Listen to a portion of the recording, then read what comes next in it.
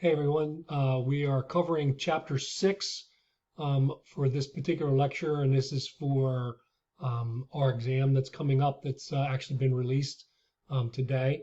And chapter 6 is part of that, and we are covering power and influence tactics of chapter 6. So I'm just going through some of the slides. There's quite a few slides in here. Some of it tends to be a little bit repetitive. So I just wanted to go over some of the main slides of this chapter, just so that you guys are really familiar with what we're covering for chapter 6.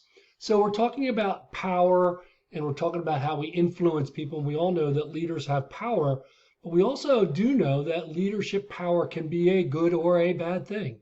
And so how the leader handles that, what kind of power they use, they still do have control and power over their followers.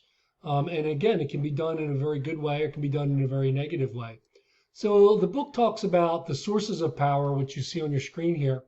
So there are different sources of power that the book talks about. And actually, I got my book open here. It's page 138, 139, 140, 141. It's in that area. So I really want you to be very familiar with these different types of power because this is something that you will need to know, and it's certainly something that you would need to know for exams and things like that as well.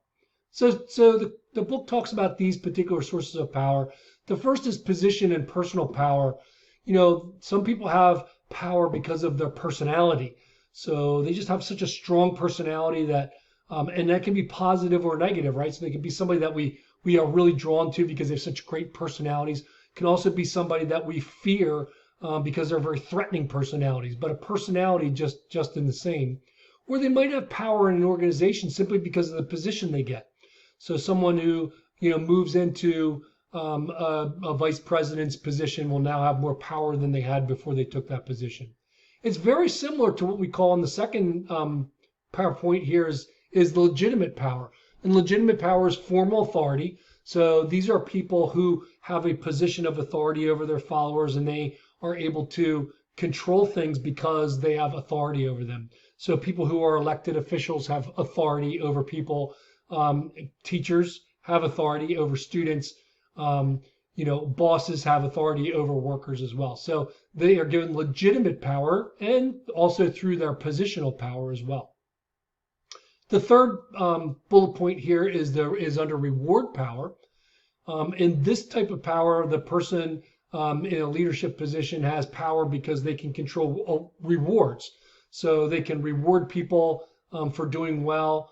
So it's power that we learn very early on when we become parents, that we can reward our children for good behavior, give them allowances, some of those kinds of things. Also, when it comes to work bonuses, time off, those kinds of rewards, recognition goes a long way as well.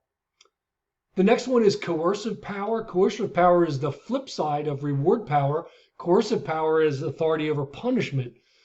So the followers will follow what the leader says because they're afraid of being punished if they don't.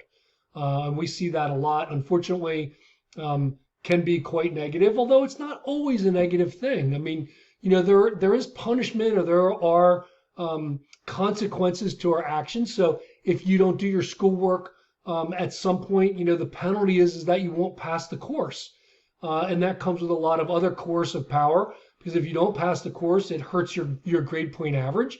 And it also forces you to take the course again if you want to finish your degree.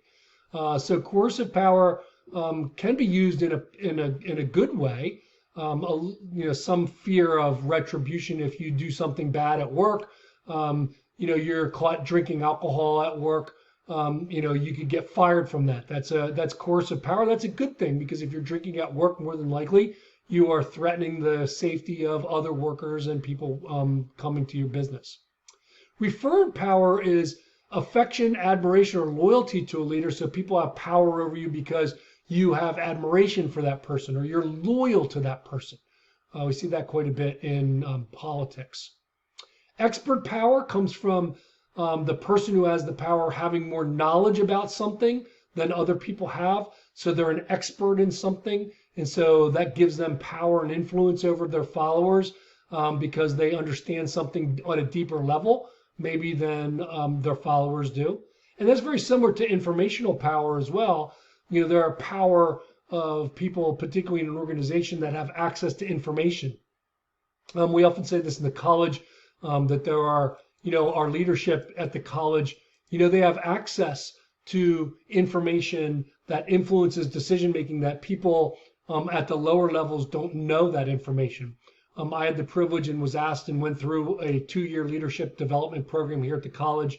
And that was something that really became very evident to me. As we went through our training over those 2 years and we met with different people in the college that had different roles, we learned that the decisions that the college makes has to consider all of these other aspects that, quite frankly, as somebody who was before that, just an instructor, I wasn't privy to that information. And so I didn't always understand the decision making because of that information. The next slide that we're going to is regarding the consequences of power. So what are the consequences of having those powers? So we do know, and it says studies on the consequences of leader power are inconclusive, as anything in leadership, but they indicate that effective leaders have more expert and referent power than less effective leaders. So we know that having expertise and people who admire you are going to make you a more effective leader. It also says effective leaders rely on their personal power more than their positional power. So the personality is becoming much more prevalent than the position that they have. So we see that all the way up to the President of the United States. We evaluate how much we like a president nowadays, sometimes more on personality rather than whether it's just for their position. So you will see people who maybe are unhappy with an election outcome that will say things like, well, they're not my president. And those are people who it's about admiration and personal power. And then you'll hear the flip side of that will say, whether I voted for this person or not, I respect the office of the president, right? So we'll hear people that will say that. A lot of times the people in the military will say things like that, that we are respecting the fact that they are the commander in chief. And whether we voted for them or we agree with them or not, we're still supporting them because of that reason.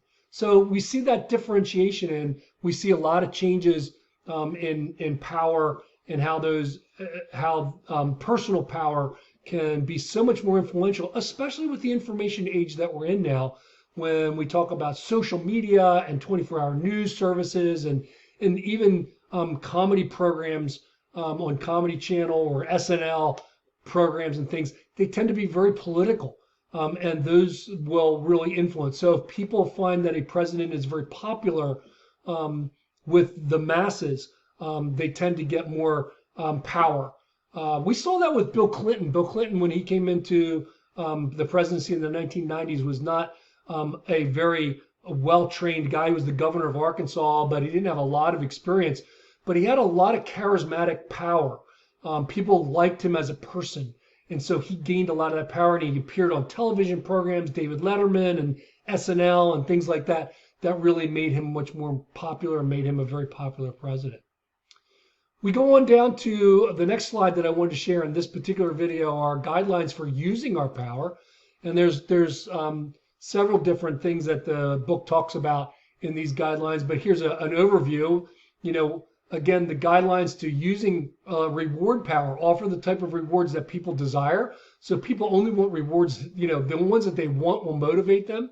Be fair and ethical about how you put out rewards for people. And don't promise more than you could deliver. So don't say, I'm going to provide this reward, and then when you don't, it really undermines your power. Explain the criteria of giving rewards. Keep it simple. Provide rewards that are promised if requirements are met, and use rewards symbolic, not in a manipulative way. So don't use it to necessarily manipulate people. So we all have reward power to some degree if we're in a position of power. And these are some really good guidelines on how to use reward power in an effective way. Here's some more guidelines. This one's related to more expert power. So, when you are an expert in something, there are guidelines on how you can use that power. Explain reasons for the request or proposal and why it's important. So explaining things, provide evidence that the proposal will be successful, Don't make careless or rash or inconsistent statements. We see that a lot in politics where they will say one thing and do something else. We've seen a lot of that, rules for thee and not for me. We hear that quite a bit now. This comes from people that will say something and then not do something. Right now we're in the middle of COVID. So we heard, some politicians in different parts of the country that would say, you need to wear a mask and you need to distance. And then there would be some kind of exposure that they've been out with people not distancing and not wearing their mask. That undermines their power because now people look and say, well, you don't really believe what you say because you're not practicing what you preach. So don't lie or exaggerate or misrepresent facts.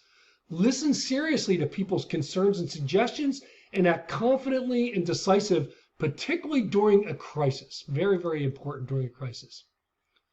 When we talk about referent power, this is again where you get that admiration from people. There are guidelines with that. Show acceptance and positive regard for other people. Be a supportive and helpful person. Be sincere and don't be cocky, which is basically what ingratiation means. Keep promises and commitments to people.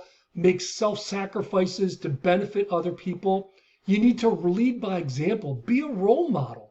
And explain the personal importance of a request. So if you ask for something from someone, make sure that they, understand how important, that request is. Lastly, on this particular video, these last 3 slides, we're going to cover the types of proactive influence tactics. So if we want to influence people, we need to be proactive about that. We need to do things ahead of time in order for the followers to be able to allow your power to influence them. So the book talks about several of these, and there's a lot more slides that give more detail on this, but for this particular short video, I'm not going to cover all of those, but it talks about proactive influence tactics, use rational persuasion, so use logical arguments, apprising, give the followers support and benefit of understanding how this could influence their career. Inspire people, so use inspiration to arouse their interest and their drive. Encourage and use consulting practices, so consult with your followers and get them to understand how you can coach. It's kind of like coaching them. The next one is collaborating, so working together, being involved, rolling your sleeves up and working with others. Again, use praise and flattery to show confidence in your followers. Personally appeal, say, just do this for me because I know we're good friends. Can you just do this for me? You don't know all the reasons why, but do this for me can be a good way to influence. Exchange. Offer incentives, exchange this for that. Hey, if you stay late today to really help me get this proposal out by midnight tonight, take the day off tomorrow. Those kinds of things go a long way with our influencing tactics. And our last slide in influencing tactics, coalition tactics, the agent, which is the leader, seeks the aid of others to persuade the target to do something. Uses the support of others as a reason for the target to agree. So trying to get, people to use your persuasive tactics. That's something that people that know me pretty well will say I can be very persuasive.